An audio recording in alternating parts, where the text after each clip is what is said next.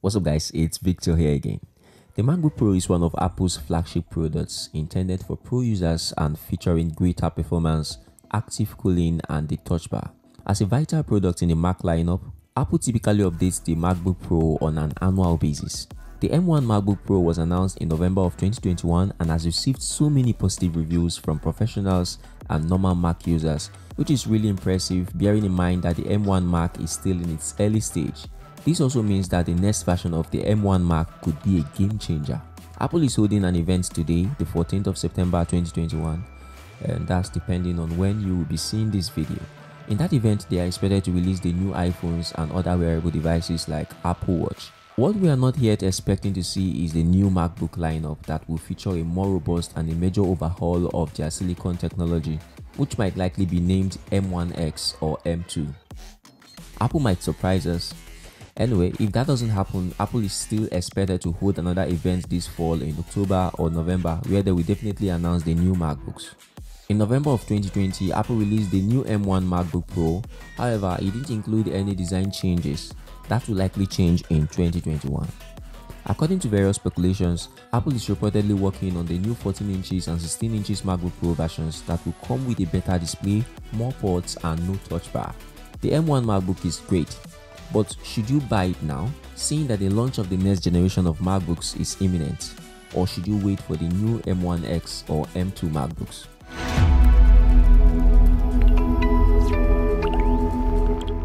The M1 chip is Apple's first Mac system on a chip, which combines the CPU, GPU, RAM, and other components. The new M1 MacBook Pro's CPU is up to 2.8 times faster and the GPU is up to 5 times faster than the previous generation of MacBook Pro models.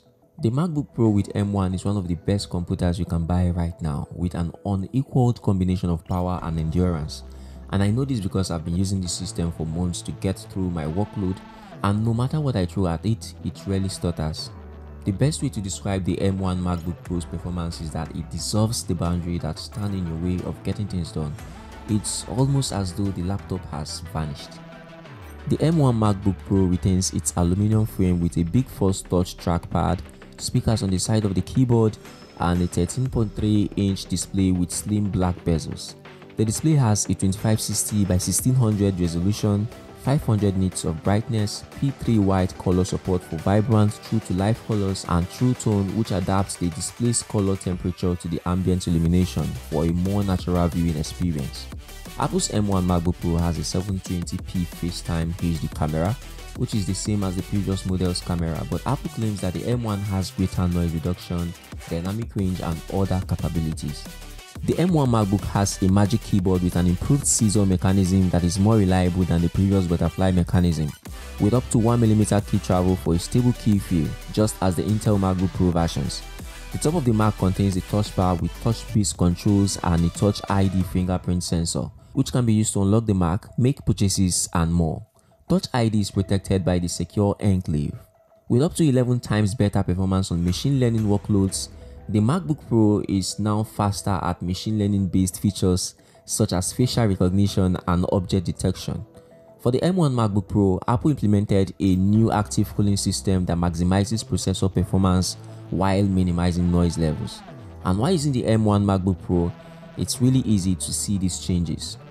The rumored 14-inch MacBook Pro will replace the current 13-inch MacBook Pro, while the 16-inch model will be the successor to the current 16-inch Intel-based MacBook Pro. In addition to slimmer bezels, the 14-inch model is rumored to have a little larger casing as well. It has been said that both models will have a flat edge design akin to the iPhone 12, without curved edges like current versions, although in actuality, the design alterations may be less than predicted. New MacBook Pro models could contain more ports than previous models, including an SD card slot and an HDMI port, as well as a flat edge design. Rather than charging via USB-C, Apple is expected to switch back to MagSafe connectors. Apple will also remove the touch bar from the new MacBook Pro models, replacing it with traditional function keys. New MacBook Pro models are scheduled to be released in the fall of 2021, with Apple holding two fall events. The iPhone 13 and Apple Watch will be the focus of the first event, which will take place today, again depending on when you are watching this video, and you can stream that event on Apple's website. The link will be in the description. New Macs and iPads are expected to be released in October or November, including the new 14-inch and 16-inch MacBook Pro models. What we do know is that the new M chip MacBooks will be available in the near future, regardless of whether they are released today or not.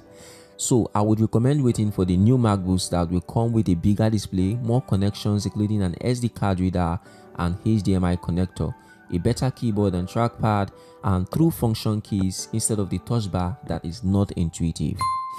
Thank you for watching this video.